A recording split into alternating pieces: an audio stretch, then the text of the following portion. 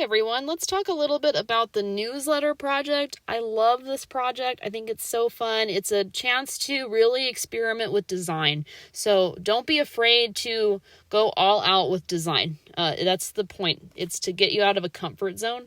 So with the newsletter, you represent any organization you'd like, real or imaginary. This is entirely your creative freedom. So with these, I wanted to go over each student sample real quick. I always say real quick, I apologize, and I end up rambling, so I don't know. I just ramble a lot. But I like to go over these. It's fun.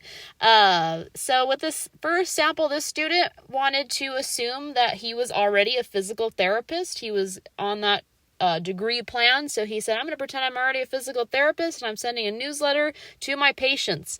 So with the newsletter, you want at least 3 sections, whatever, 3 categories rather, and you use section headings to organize each category. So you're learning about section headings. Remember to review that file about section headings.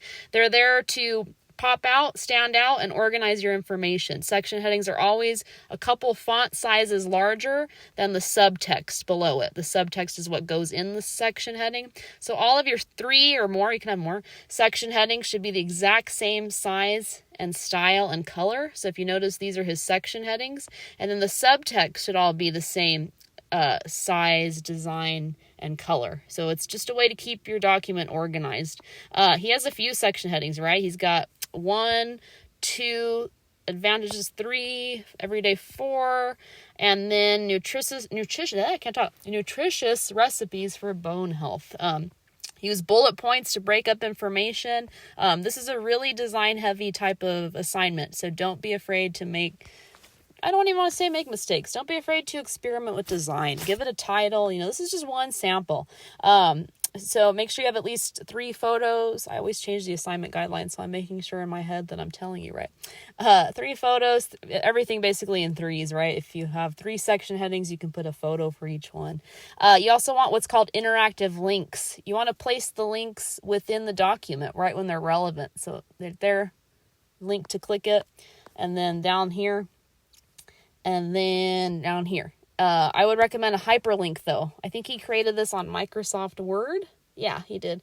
I have a file on how to do hyperlinks so that it's not a choppy link like that. You can put click here to learn more, things like that. Let me know if you have questions about the little design things like that. So this is the first sample. And then the second sample, this student went all out in that creative space. If you're not a creative writer, don't let this be intimidating. I'm not a creative writer either. And even if not, you still want to keep it short and concise. That's why the interactive links are there. You don't want to go into too much detail because even though these are text heavy, you don't want to bog the audience down with too much information. The links are there for them to learn more. You're just summarizing information about your topic. This student pretended that he was an alien on another planet. Love it. It's awesome. And they had I can't remember. I want to say weekly newsletter. Newsletters can be weekly. They can be monthly. Usually they're either weekly or monthly. That's it for this week's edition. Yeah, he assumed it was a weekly newsletter sent to all of he did it more like a newspaper.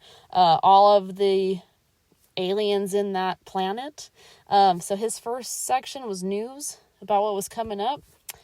His second category was about, this kind of Dear Abby advice columns. He did it about aliens asking advice on how to fit in with humans on Earth. How do I fit in with everyone? I'm incognito. I don't want to be found out. So he did a whole conversation about that. And then just information about joining Slack to communicate with each other and closing thoughts. So again, if you're not a creative writer, it's fine. If you are a creative writer, go all out. You don't have to. You can be technical, creative, or anywhere in between. You can be creative. You can be technical and creative in how you design it. But this is an example of a good hyperlink. See this live science article, and it's a hyperlink because it's not the choppy link, right? You can click it and learn more. That's the other example. And the last one I wanted to show you, this student loved learning about tattoos. I don't believe she wanted to be a tattoo artist. Maybe she did. I can't remember.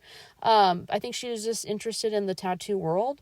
So she just said, I'm going to just give you all information about tattoos. So not an official organization, that's okay. You can just represent something that you're interested in. You can influence each other, right? Influencers are a brand. They themselves are a brand itself.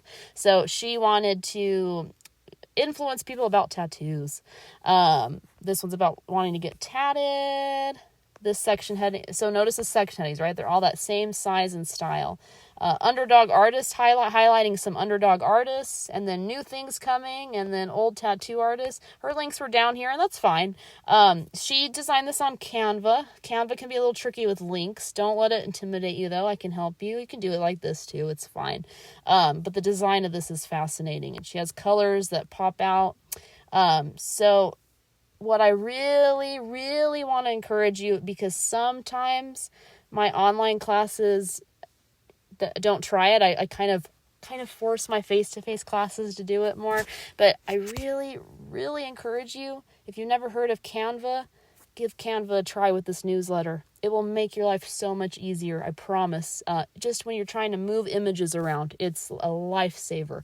So I have 3 tutorials here, especially that first link, on how to use Canva. Brief tutorial explains it, how to download a Canva design and save it as a PDF to upload, how to add hyperlinks on Canva. These 3, Canva, I kid you not, you can tell me at the end of the semester if you ended up hating it, and I'm sorry, but it doesn't hurt to give it a try. It's fascinating. They even have templates if you want to just use a template for a newsletter, or you can start from scratch on a blank document. It is so much, in my opinion, my humble opinion, so much easier than using Microsoft Word for design. But that's just my opinion. If you are going the Microsoft Word route or the Google Doc route, these files are all tutorials on that as well. So you don't have to use Canva, but I really encourage it. So if you need help adding hyperlinks, adding page borders, this is all changing background colors. These are all for Word or Google Docs, but I have this at the top because I'm trying to persuade you to try Canva. Feel free to workshop with me on Zoom. I can set you up with a Canva template and help you out.